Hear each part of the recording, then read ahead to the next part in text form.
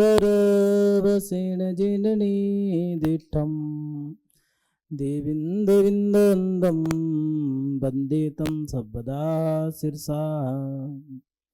नमो अरिहंताणं नमो सिद्धाणं नमो आयरियाणं नमो वज्रायाणं नमो लोये सव्वसाहूणं। जय बोलिए अंतिम तीर्थंकर योगनायक श्री महावीर भगवान की, परम पूजनीय आचार्य भगवान गुरुदेव श्री वसुनंदी जी मुनिराज की, अहिंसा में विश्व धर्म की जय हो। बोलिए परम पूज्य मुनि श्री 108 श्रद्धानंद जी महाराज की, परम पूज्य मुनि श्री 108 पवित्रानंद जी महाराज की जय हो। नमोस्तु गुरुदेव। आत्म कल्याण के इच्छुक सभी धर्म प्रेमी पुण्यात्मा एवं महानुभाव, प्रत्येक व्यक्ति का मन रहता है कि गुरु के माध्यम से हम आत्म कल्याण के सूत्रों को जानें। और आत्म कल्याण के सूत्र मात्र धर्म से ही नहीं चलते। इस संसार में दो प्रकार का धर्म है, एक व्यवहार का और एक निश्चय का। और निश्चय और व्यवहार में भी दो भेद किए हैं। व्यवहार में भी एक धर्म और कर्म, दोनों में संतुलन बना के हमें जीवन जीना होगा। जैन धर्म बहुत सूक्ष्म धर्म है, इसको समझना बड़ा कठिन काम है। बड़े बड़े दिग्गज भी इसको समझ नहीं पाते। महानुभाव, धर्म के साथ साथ कर्म में भी बहुत सारी घटनाएं घटती हैं। व्यक्ति जब अपना जीवन जीता है और जब पढ़ लिख करके बड़ा हो जाता है, एक जीव को एक माता पिता ने संतान को जन्म दे दिया है, तो उसको पहले उसकी व्यवस्था बनाते हैं खेलने कूदने की, पढ़ने लिखने की। और जो पढ़ लिख करके अपने पैरों पे खड़ा हो जाता है, तो एक समय पर उसके माता पिता उसके विवाह की व्यवस्था बनाते हैं। ये एक व्यवस्था है इस संसार की। या तो संन्यास या शादी, दो ही जीवन है, गृहस्थ जीवन या संन्यास जीवन। कुछ लोग बीच का रास्ता निकालते हैं। बीच का रास्ता तो हमेशा बीच का ही है, वो बीच वाला तो हमेशा फंसता ही है। इसलिए बीच का कोई मार्ग है नहीं, या तो गृहस्थ जीवन जियो या संन्यास जीवन। और जब उसकी शादी करा देते हैं, शादी करने के बाद वो अपनी संतान करता है। हर दंपत्ति का एक ही सपना होता है कि हमारी संतान अच्छी हो, और वो संतान बड़ी होकर के हमें हमारी सेवा करके हमें लाभ दे और खुद भी लाभ ले। लेकिन जब बच्चे बड़े हो जाते हैं, तो कभी कभार ऐसा भी हो जाता है कि माता पिता के साथ बच्चों का मनमुटाव हो जाता है। पिता के साथ मनमुटाव हो गया, या माँ के साथ हो गया, या माता पिता दोनों के साथ हो गया। फिर पिता और पुत्र में मनमुटाव क्यों हुआ है? तो ये सवाल खड़ा होता है कि मनमुटाव दूर करें, और सब लोगों को बुलाते हैं, पंच बिठाते हैं, रिश्तेदारों से भी कहते हैं। कभी कभार इस मनमुटाव में गुरुओं को भी बीच में ले आते हैं। लेकिन ये मनमुटाव दूर करे कैसे? तो पहले सवाल खड़ा होता है कि मनमुटाव बना कैसे?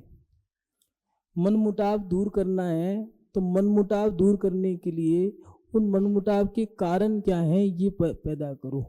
जो कारण बने हैं उनको दूर कर दो, तो मनमुटाव दूर हो जाएगा। मनमुटाव होने के कारण क्या हैं, तो अब उन कारणों को खोजो। तो आज के समय में पिता पुत्र में या माता पिता के पुत्र में, इन तीनों में मनमुटाव चल रहे हैं। लोगों की गृहस्थियों में आजकल बड़ा झमेला है, ये कह लो आपकी भाषा में। हर पुत्र पिता से नाराज है, या बच्चे माता पिता से उखड़े उखड़े हैं। कारण क्या है? मनमुटाव होने के भी कुछ कारण है। कौन कौन से? पहला सबसे बड़ा कारण जो है, माता पिता का बच्चों को ज़्यादा टोकना या ज़्यादा समझाना। टोका टाकी भी एक समय तक अच्छी लगती है। पूज्य आचार्य भगवान शिवकोटि स्वामी जी ने भगवती आराधना में लिखा है कि टोकना मत। साधु को भी कहा है कि टोको मत, जब तक वो राय ना मांगे, सलाह ना मांगे, तब तक उसको समझाना मत। और जब वो कहे कि मुझे कोई टोक दे, तब तक टोकना मत। लेकिन आप टोका टाकी ज़्यादा करते हो और उस कारण से बच्चे परेशान हैं। अगर आपने धर्म स्वीकार कर लिया है और आपके कहने के बाद भी बच्चा धर्म स्वीकार नहीं कर रहा है, तो जरूरी नहीं है आप उसे जबरदस्ती टोका टाकी करके धर्म करवाओ। अब वो परेशान है। आपने धर्म स्वीकार किया 65 साल की उम्र में और उसका धर्म स्वीकार करा रहे हो 25 या 15 साल की उम्र में। वो उम्र अभी पढ़ने लिखने की है, उन्हें पढ़ने दो। युवा को अगर साथ लेके चलना है तो उसे पुचकार की जरूरत है, उसे आशीर्वाद की जरूरत है, थोड़े सहारे की जरूरत है। इसलिए मन मुटाव अगर हो रहा है तो कहीं ना कहीं टोका टाकी भी ज़्यादा हो रही होगी। और वो तो एक कहावत है, टोका टाकी ज़्यादा करोगे तो सामने वाला भी ठोका ठाकी करेगा। इसलिए टोका टाकी मत करो, सामने वाला भी तैयार बैठा है। कुछ करोगे तो कुछ सामने से भी होगा। हर बात में अगर शादी हो गई बच्चों की, तो शादी होने के बाद अगर कोई घर में आया है तो क्या ज़रूरत है, जब तुमने बहू को घर दे दिया है, बेटे को दुकान दे दी है, अब टोका टाकी की ज़रूरत क्या है। जब तक सलाह ना मांगे तब तक मत दो। और अगर दे रहे हो तो बच्चे तुमसे परेशान होकर के, दुखी होकर के एक दिन या तो बोलना बंद कर देंगे, या तुम्हें तो कहेंगे नहीं घर से बाहर निकलो, खुद कह देंगे माँ हमें दूसरा मकान पसंद आ गया है, यहाँ पता नहीं क्यों कंजेस्टेड है, गाड़ी आ नहीं पाती, गलियाँ छोटी हैं, मन कर रहा है बाहर जाकर के थोड़ी दूसरी कॉलोनी में मकान ले लें और फिर तुम भी आ जाना वहीं पर ही। अब मकान ले लिया, अब उसे पता है माँ बाप तो पूरा मना मकान छोड़ेंगे नहीं, क्यों अड़ोस पड़ोस बोली चाली तो यहाँ है, तुम यहाँ रहो हम वहाँ जा रहे हैं, अब तुम शांति से रहो, हमें शांति से जीने दो। इसलिए टोका टाकी करने की जरूरत क्या है। घर में साली आई तो तुम कौन आया है, हमारे पास तो कोई बोलने ही नहीं आया, तो भैया तुम्हारे रिश्तेदार आएंगे तुमसे बोलेंगे, वो उनके रिश्तेदार हैं उनसे बोलेंगे, जरूरत क्या है टोका टाकी करने की। अब साली तुम्हारी है या उसकी है, तो तुम्हारी साली आती थी वो तुमसे बोलती थी, और उसकी साली आई है तो तुम क्यों बोलते हो उससे।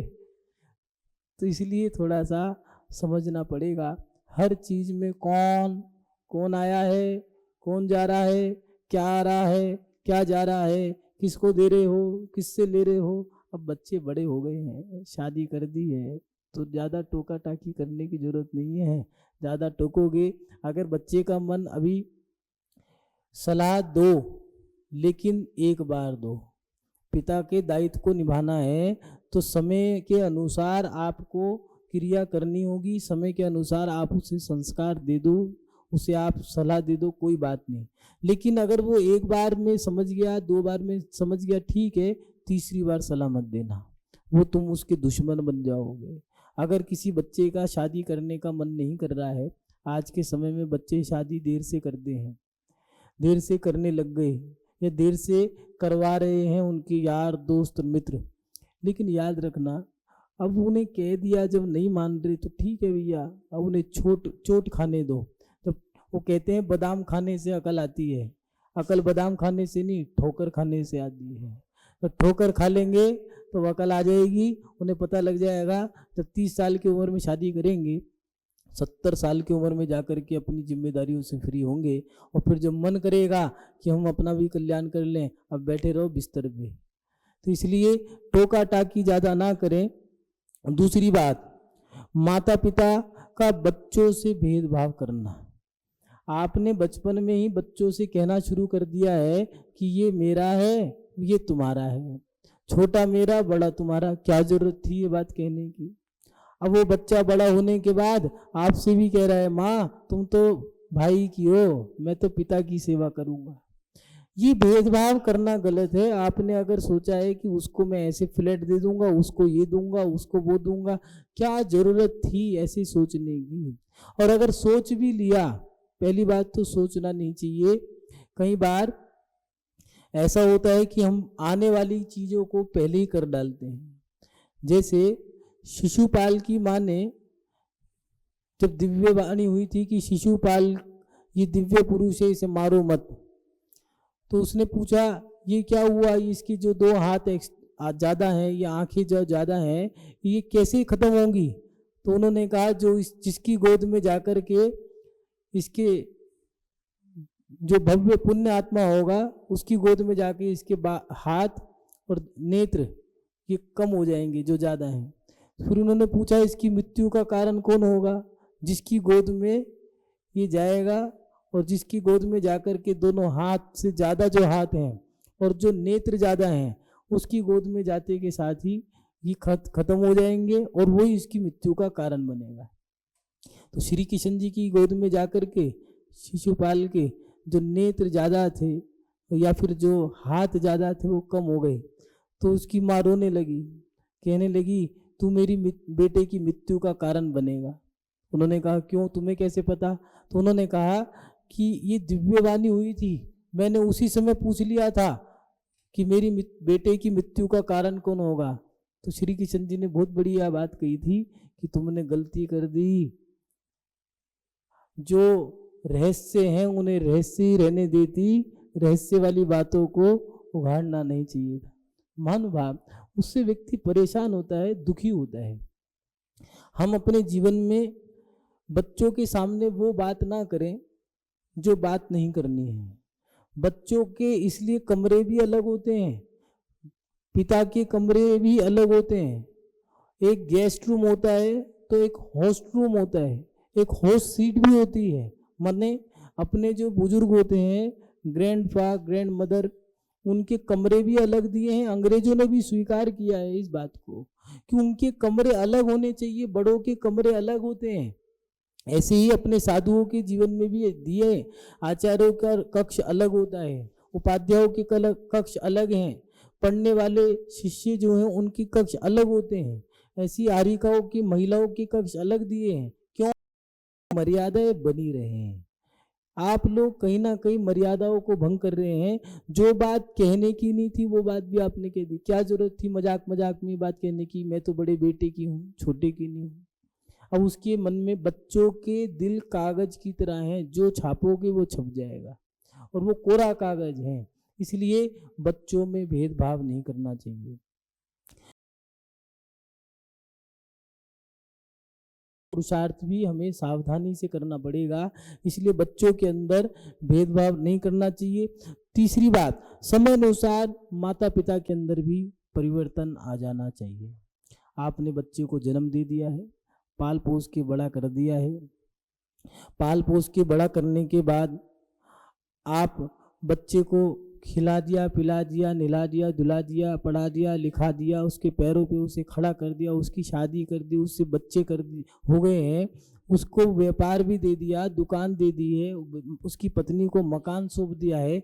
अब थोड़ा सा आपको पीछे लौटना पड़ेगा। माने जैसे जैसे आप कर्म की तरफ आगे बढ़े थे, अब आपको धर्म की तरफ आगे बढ़ना पड़ेगा, कर्म की तरफ से पीछे हटना पड़ेगा।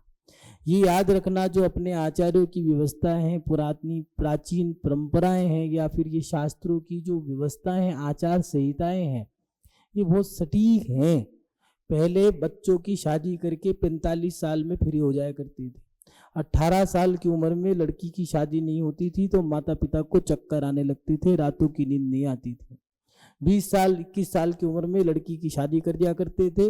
45 साल की उम्र में जिम्मेदारियों से फ्री हो जाया करते थे। 50 साल की उम्र में साधु का साथ पकड़ लिया करते थे। घर नहीं छोड़ना, सूत्र बहुत सटीक है। घर को छोड़ना नहीं, साधु को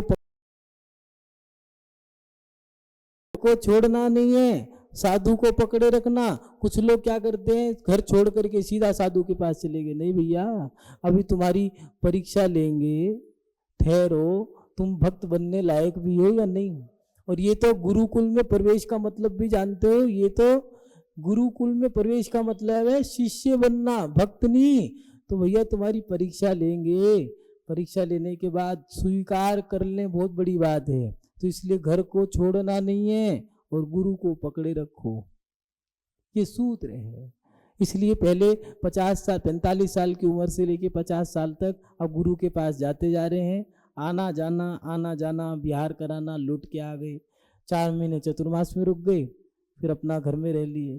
फिर वाचना में 1 महीना, गर्मी की वाचना में 1 महीना, सर्दी की वाचना में 6 महीने बीत गए। 6 महीने घर में, 6 महीने साधु के पास।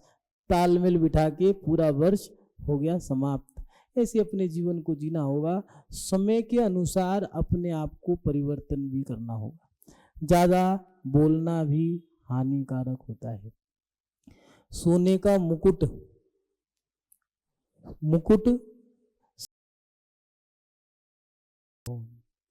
पायल झनकार बार बार बजती है, पैरों में रहती है, चाहे वो सोने की हो चाहे चांदी की हो। इसलिए ज़्यादा बजो मत, नहीं तो पैरों की ठोकरें मिलेंगी। पायल की तरह बजोगे ठोकर मिलेगी, मुकुट की तरह मौन रहो, सर पे पहनाएंगे, तिजोरी में संभाल के रखेंगे। महानुभाव, समय अनुसार परिवर्तन करना और उसके साथ साथ याद रखना, अगर मन मुटाव हुआ है तो माता पिता की गलती नहीं होती, ये याद रखना। कहीं ना कहीं बच्चों में भी कमी होगी। 100% एक व्यक्ति गलत नहीं होता। ताली 2 हाथ से बजती है, एक हाथ से कभी ताली नहीं बजती। या तो पुत्र की गलती होगी और पिता की भी गलती होगी। अगर पिता की गलती है तो पुत्र की भी गलती होगी। एक व्यक्ति की कभी लड़ाई नहीं हो सकती। लड़ाई करने के लिए, मन मुटाव के लिए 2 व्यक्ति की आवश्यकता पड़ती है। इसलिए अगर कोई बेटा पिता से नाराज हो गया है तो याद रखना उस बेटे में संस्कारों की कमी है। इसलिए संस्कारों का होना बहुत जरूरी है। एक घर के अंदर 2 बच्चियां थी। ये पुरानी बात है, आज याद आ गई समय को देख करके। एक घर के अंदर एक माँ की 2 बेटी थी, चुनमुन और मुनमुन। भी ऐसे रखते थे, चुन्नू मुन्नू, मोटू पतलू, छोटा बड़ा, ऐसे नाम होते थे। असली नाम तो कोई लेते ही नहीं थे पहले, लाडले होते थे। ठीक है, चुन्नू मुन्नू, चुनमुन मुनमुन नाम थे उनके, चुन्नू मुन्नू कहते थे। गर्मी का महीना था तो दिन बड़े होते हैं, बच्चों का मन घूमने का होता है। नानी के घर से अपने घर, अपने घर से नानी के घर। तो चुन्नू ने कह दिया, माँ मैं नानी के घर जाना चाहती हूँ। क्या करोगी? कुछ नहीं, लड्डू पूड़ी खाऊंगी। तो नानी तो वही देती या देता, नानी के घर जाएगा तो लड्डू मिलेंगे। बच्चे नानी के जाते क्यों हैं? क्योंकि वहाँ तो बस प्यार ही प्यार है, डांट नहीं है। दूध भी पिला दोगे, अगर दूध भी पिला दिया तब भी फुचकारी मिलेगी, कोई बात नहीं, और आ जाएगा। ठीक है, माँ ने थोड़ा सा सामान बांध के दे दिया है, रास्ते में चले जाना। जा रही थी, एक घोड़ा पड़ा तो घोड़े से पूछा, घोड़े भैया मैं तुम्हारी मदद कर दूं क्या? उनने कहा हाँ, भूखा हूँ, वो बोरी के चने इसमें डाल दो, खा लूंगा। चने उसमें डाल दिए, आगे बढ़ गई। आगे गई, गाय मिली, गाय से पूछा, गाय माता मैं तुम्हारी मदद कर दूं? छोटी सी है, भोली सी है, चलती जा रही है। हाँ, उनने कहा ठीक है, मैं थक गई हूँ, बैठने का मन हो रहा है, गंदगी हो रही है, साफ कर दो। उन्हें साफ कर दिया, गाय बैठ गई। और आगे गई, एक बूढ़ी महिला मिली तो उससे कहा, बूढ़ी अम्मा मैं तुम्हारी कोई सेवा कर दूं? तो उसने कहा, बेटा मैं बीमार हूँ, 2 रोटी बना दे, खा लूंगी। रोटी बना के चली गई। नानी के पहुंच गई, नानी के रुकी, खूब सेवा करी। नानी भी मस्त, खाने को दूध मलाई देती। अब वो नानी के यहाँ से मन भर गया, कहने लगी मुझे जाना है। तो नानी ने खस्ता, कचौड़ी, नमक पारे, शक्कर और वो बर्फी लड्डू बांध के दे दिए। जाने लगी, रास्ते में फिर वही बूढ़ी अम्मा मिली तो उनने कहा, आज तो मैं ठीक हूँ, कहाँ जा रही है? मैं वहाँ, सब नानी के यहाँ मन भर गया तो एक काम कर, मैंने कुछ पूड़ी बनाई हैं, तेरे लिए लड्डू बनाए, ले जा। ले गई, पोटली बांध के दे दी। रास्ते में गाय पड़ी, फिर वही, उससे पूछा, कहाँ जा रही हो? माँ के पास जा रही हूँ, मन भर गया। बूढ़ी, ये क्या है? बूढ़ी अम्मा ने दिए हैं। ठीक है, एक काम करो, मेरे पास थोड़ा सा घी रखा है और दूध रखा है, ले जा। अब उसका सामान भारी हो गया। घोड़े के पास गई, घोड़े ने ही पूछा तो उनने कहा, थक गई हूँ, क्या करूँ? कोई बात नहीं, मेरी पीठ पे बैठ जा। और एक बोरी चना दे दिया, तुमने मेरी मदद करी थी, चना ले जा। घर गई, माँ को देख के बड़ी खुशी हुई, लेकिन जो मुनमुन थी वो देख के जल गई। वो कहे, मुझे भी नानी के यहाँ जाना है। क्यों? इतना सारा सामान लाई है तो मुझे भी चाहिए। अब वो गई माँ से कह करके लड़ झगड़ के चली गई। घोड़ा गाय बूढ़ी अम्मा उसे भी मिली, लेकिन उन्हें किसी की मदद, नानी के यहाँ उनने प्यार नहीं दिया, लाड़ प्यार नहीं किया, मन ही नहीं लगा, लौट के माँ के पास आ गई। नानी ने एक पोटली बांध के दे दी थी, आके रोने लगी, मुझे तो किसी ने कुछ दिया ही नहीं। तो उसकी माँ ने कहा, उस रास्ते में घोड़ा मिला था, हाँ, गाय मिली थी, हाँ, बूढ़ी अम्मा मिली, हाँ, किसी की सेवा करी, कहने की नहीं करी, बस कुछ भी नहीं मिलेगा। सेवा करी थी तो मेवा मिल गई, नहीं करी तो नहीं मिली। महानुभाव, ये थे हमारे संस्कार। जैसे संस्कार हैं वैसे मिल रहे हैं। बच्चे चाहते तो ये हैं कि माता पिता हमें प्यार दें, प्यार कोई देता नहीं है, प्यार लेना पड़ता है। तुम कैसे ले रहे हो? अगर आप अपने माता पिता के इतिहास को उठा के देखोगे तो उन्होंने क्या नहीं किया। अपने माता पिता के सुबह उठ करके पैर छूते थे। पहले अपने माता पिता को देखो तो उसे उन्होंने किया क्या है, रात को सोने से पहले 1 घंटे तक पैर दबाया करते थे। तुमने दबाए? प्यार तो चाहते हो, लेकिन प्यार ऐसी थोड़ी ना मिलेगा। पहले की परंपराएं कैसी थी? ऐसी नहीं थी। रात भर पैर दबाते रहते थे जब तक वो कहते नहीं थे चले जाओ, और जब उनकी आंख लग गई तो अब तो कहना ही नहीं है। दबाते दबाते वहीं आंख लग जाती थी, वहीं गिर गए, गोदी में उठा करके ले जाते थे और कहते थे सुनो, इसको 1 गिलास दूध ज्यादा पिलाना, रात को मेरी ज्यादा सेवा करी। ये वात्सल्य, ये प्यार ऐसे नहीं मिलता। उसके साथ साथ सोने से पहले, सोते उठते के साथ ही जैसे ही उठते थे तो माता पिता के पैर छूते थे। रात को सोने से पहले पैर छूते थे, अपने से बड़ों को जी लगा करके बोलते थे, भाई कहते थे, दीदी कहते थे, जी कहते थे, दादाजी, पिताजी, माताश्री। आज तो पिता को भी यार, मम्मी को भी यार, भाई को भी यार, पति को भी यार। अब भैया ये यार है कौन, पता तो लगे।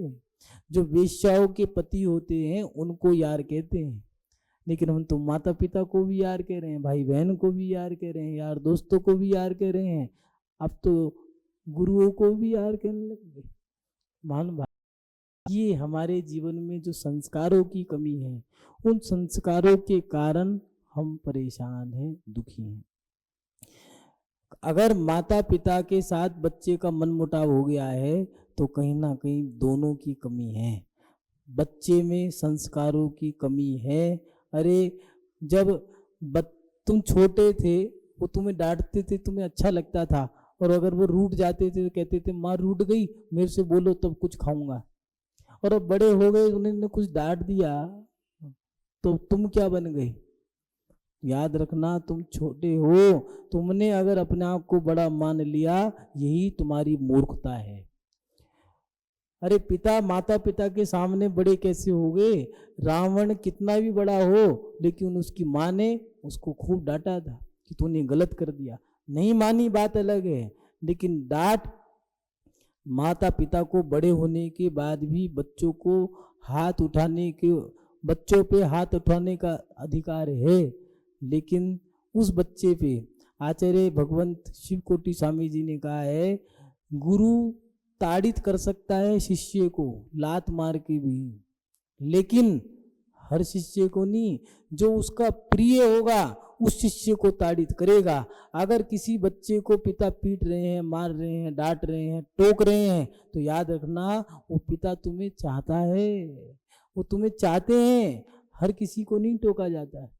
राह में राहगीर तो हजारों मिलते हैं, राह में राहगीर तो हजारों मिलते हैं, उंगली हम उनकी पकड़ते हैं जो हमारे अपने होते हैं।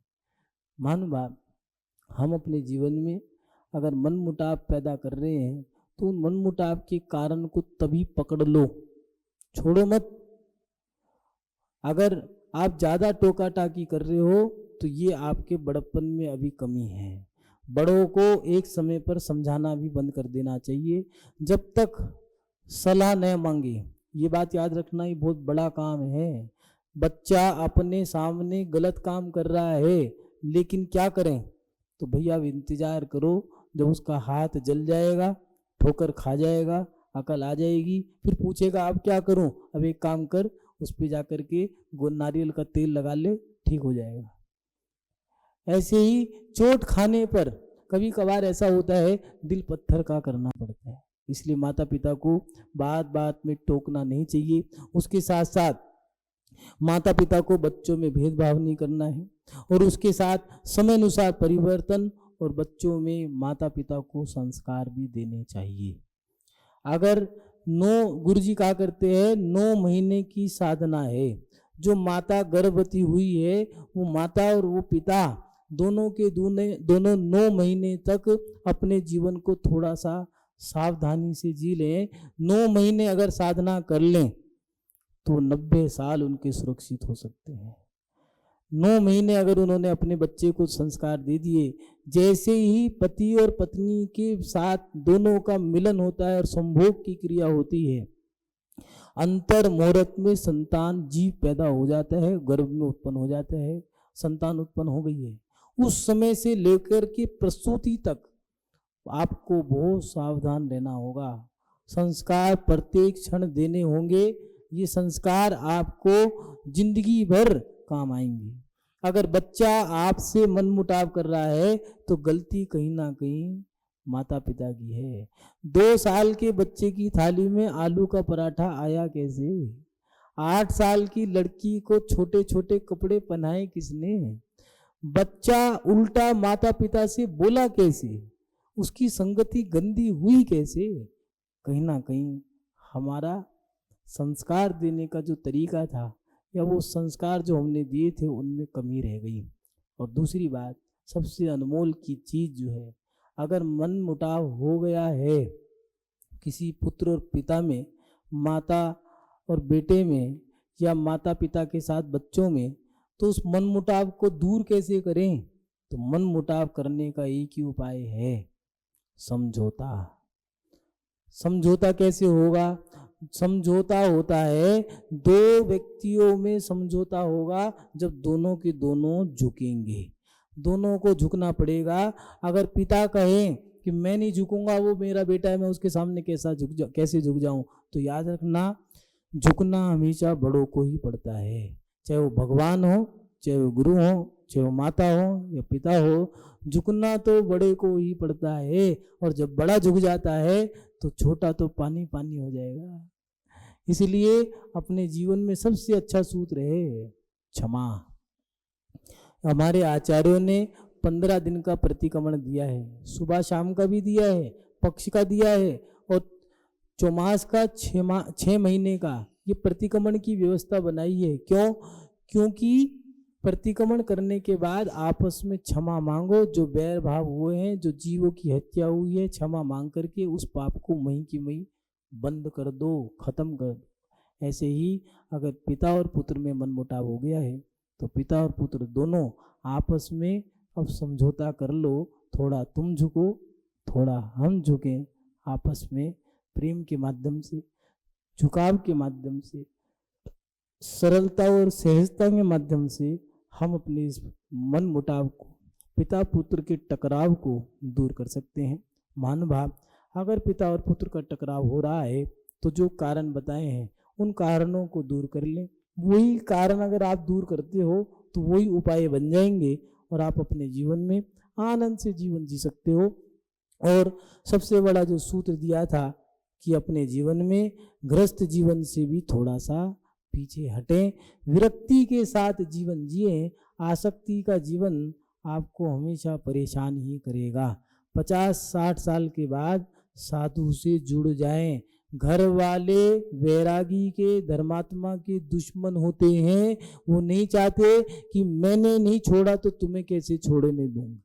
इसलिए घर छोड़ने वालों को इस मोह से तो लड़ना पड़ेगा। अपने अंदर विरक्ति रखें, थोड़ा आते जाते रहो, जिससे कि आपका वैराग बढ़ा रहे, आप अपनी आत्मा का कल्याण कर सको, मन मुटाव खत्म हो सके, आप अपने जीवन में गृहस्थ जीवन का त्याग करके संन्यास जीवन को अंगीकार कर सकें, अपनी आत्मा का कल्याण कर सकें। इन्हीं शब्द श्रृंखलाओं के साथ कि आपका गृहस्थ जीवन आनंद में हो, मंगल में हो, बिना किसी मन के साथ आप अपना जीवन जी सको, इन्हीं सब श्रृंखलाओं के साथ, शुभ भावनाओं के साथ अपनी वाणी को विराम देते हैं। जय बोलिए परम पूजनीय आचार्य गुरुदेव शिवसुनंदी जी मुनिराज की जय हो। अहिंसा में विश्व धर्म की